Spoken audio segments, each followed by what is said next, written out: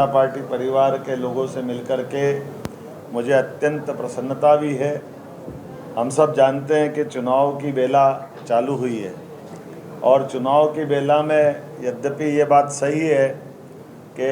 चुनाव हर 5 साल बाद होते हैं और चुनाव में किसी न किसी को जीतना और चुनाव का रिजल्ट अपने आप में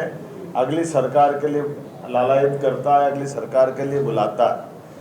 लेकिन मैं इस बात को ज़रूर अपनी तरह से कहना चाहूँगा कि ये चुनाव बाकी के चुनाव से हट कर के इस चुनाव में जिस ढंग से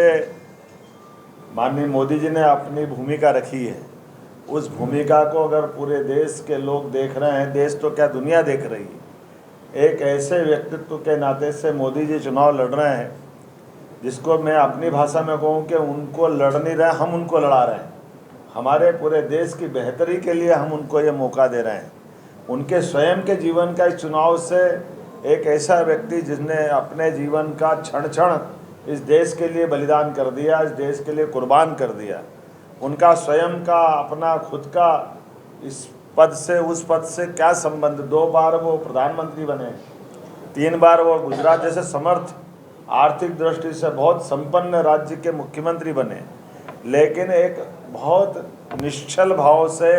एक साधु स्वभाव से उनने अपना पूरा जीवन निष्कलंक बेदाग होकर के जिया। ये हम सब के लिए प्रेरणा की बात है। हम सब जानते हैं हमारे लिए तो परमात्मा की कृपा से ये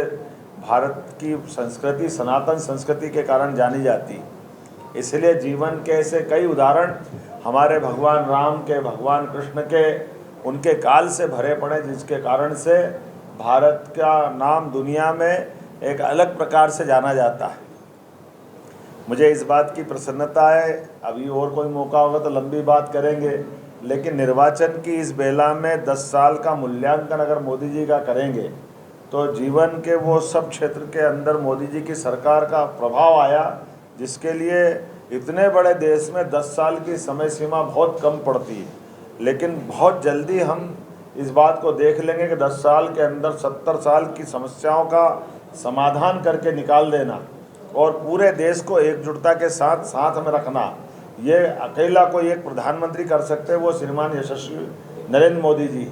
जिनके कारण से आज हमारे ऐसे उलझे सुलझे प्रश्नों के उत्तर निकल कर के आए जिनके लिए कोई और सरकार होती तो उसको युगों लग जाते। मैं अपने तय कुछ उदाहरण देना चाहूँगा। जैसे नई शिक्षा नीति लेकर के आए, यद्यपि शिक्षा नीति इसके पहले 2 बार और आई, एक बार दोनों संयोग ऐसे रहे कि जिन बार शिक्षा नीति आई, लेकिन शिक्षा नीति में लॉर्ड मेकाले की शिक्षा नीति को बार बार रिपीट करने का प्रयास किया, लेकिन आमूल चूल परिवर्तन करते हुए शिक्षा से रोजगार का संबंध और शिक्षा से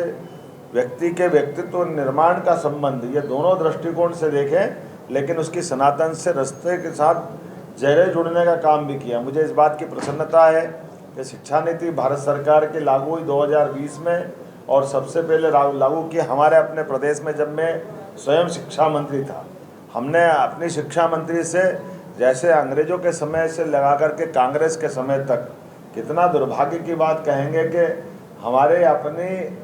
वर्णाक्षर या हमारी अपनी पाठ्यक्रम के अंदर सनातन धर्म की संस्कृति को लेकर के ऐसे कई उदाहरण थे जिन उदाहरण पे हमको गर्व हो सकता था, लेकिन उसी प्रकार से जो उनने शासन के प्रबंध हाथ में लिए कि पाकिस्तान के आतंकवादी देश के अंदर आना बंद हो गए। हम सबकी जानकारी में है कि 2014 से 19 के बीच का टेन्योर के बाद से आज पूरे देश के अंदर एक भी घटना आतंकवादी नहीं हो रही, जिसका कारण सबसे बड़ा कोई है तो नरेंद्र मोदी है। धारा 370 से लगा करके राम मंदिर का उलझा मामला भी, आप बताइए केवल 5 साल के अंदर 70 साल से जो मामला उलझा हुआ था, क्योंकि कोर्ट कचहरी में बार बार सरकार अड़ंगे लगाती थी। ये कांग्रेस की सरकार थी जो भगवान के जन्म के प्रमाण मांगती थी, लेकिन आर्कियोलॉजी की सारी रिपोर्ट प्रस्तुत होने के बाद सुप्रीम कोर्ट ने दूध का दूध पानी का पानी कर दिया। और कहने वाले कहेंगे कि भाई तो सुप्रीम कोर्ट ने फैसला किया, सरकार ने क्या किया, लेकिन ये भूल जाते हैं कि सुप्रीम कोर्ट ने तो 3 तलाक के मामले में भी राजीव गांधी के समय फैसला कर दिया था, लेकिन राजीव गांधी के समय फैसला किए हुए को सुप्रीम कोर्ट के निर्णय को लागू करने में यहाँ नीचे सरकार में दम नहीं था और जान करके केवल मुस्लिम तुष्टीकरण के कारण से 3 तलाक के फैसले को बदल करके और सांप्रदायिक दृष्टि से देखते हुए बहनों को नर्क की जिंदगी में डाला है। मुझे खुशी है कि माननीय प्रधानमंत्री जी ने दूसरी बार जब सरकार बनाई तो न केवल 3 तलाक को दमदारी से सामने लगवाया, बल्कि धारा 370 जैसे उलझे हुए प्रश्न पर, जिसमें 40,000 से ज़्यादा लोगों के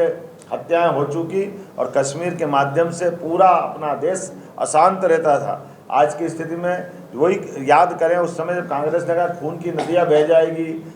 प्रदेश में आग लग जाएगी, देश में आग लग जाएगी, कहीं कुछ नहीं हुआ। सरलता के साथ जब सरकार की सक्षमता होती है तो समाज साथ आता है। ऐसे ही भगवान राम के मंदिर को लेकर के भी भगवान राम के मंदिर के मसले को निपटाना, सुप्रीम कोर्ट के फैसले को सफलता के साथ लागू करना, मुझे इस बात की प्रसन्नता है कि क्या हिंदू क्या मुस्लिम सब लोगों ने, पूरे देश ने सुप्रीम कोर्ट के फैसले को बहुत सहजता के साथ लिया और इसमें सरकार की भूमिका थी, क्योंकि सरकार ये निर्णय को लागू कराने का दम रखती है और हमने सबने देखा कि सरकार ने उस निर्णय का लागू कराते हुए न केवल भूमि पूजन कराया बल्कि भूमि पूजन के बाद मंदिर का लोकार्पण भी कराया। लेकिन दुर्भाग्य के साथ कहना पड़ रहा है कि कांग्रेस ने हर बार उस बात का मजाक उड़ाया और हिंदुओं की भावनाओं के साथ कुठाराघात किया और तो और भगवान राम के मंदिर के निर्माण को भी ठुकरा करके पराकाष्ठा कर दी कांग्रेस ने कि वो अपने भगवान राम के मामले में, हिंदुओं की भावनाओं के मामले में जरा भी नहीं सोचती। कोविड के खराब समय में भी जब टीके लगाए गए तो थाली ताली बजाने वाले और पता नहीं क्या क्या बोला गया, लेकिन मुझे इस बात की प्रसन्नता है, कोई एक मसला बताऊं, इतने सारे मसले, इतने सारे मुद्दे माननीय मोदी जी के नेतृत्व में हल हुए हैं कि आज पूरे देश की धाक दुनिया में कहां से कहां पहुंच गई। 11वां नंबर की अर्थव्यवस्था से उठा करके 5वें नंबर की अर्थव्यवस्था में भारत आ जाके खड़ा हुआ है। और जिस धरती पे मैं हूँ, बिरसा मुंडा के जन्मस्थल पे कोई गया प्रधानमंत्री आज तक? पहली बार यशस्वी प्रधानमंत्री बिरसा मुंडा की धरती पे गए। और झारखंड तो वो धरती है जहाँ स्वर्गीय लालकृष्ण हमारे अटल बिहारी वाजपेयी जी ने इस राज्य को बनाने में बड़ी भूमिका अदा की थी। अदरवाइज यहाँ इस राज्य से जुड़े हुए पूर्व मुख्यमंत्री कहते थे कि ये असंभव है, ये हो नहीं सकता है, लेकिन झारखंड राज्य बना। झारखंड के बाद बिरसा मुंडा की और देश का पहली बार आदिवासी अंचल का व्यक्ति को राष्ट्रपति बना करके, और मेरे जैसे व्यक्ति ऐसे कई लोग जिनके परिवार में कोई मंत्री नहीं, कोई विधायक नहीं, सांसद नहीं है, लेकिन मेरे जैसे व्यक्ति को भी एक इतने बड़े प्रदेश का मुखिया बना करके, मुख्यमंत्री बना करके संदेश दिया है कि हमारे यदुवंशी या कोई भी समाज जो जहाँ है, भारतीय जनता पार्टी सबका साथ सबका विकास खाली बोलती नहीं है, करके दिखा देती है।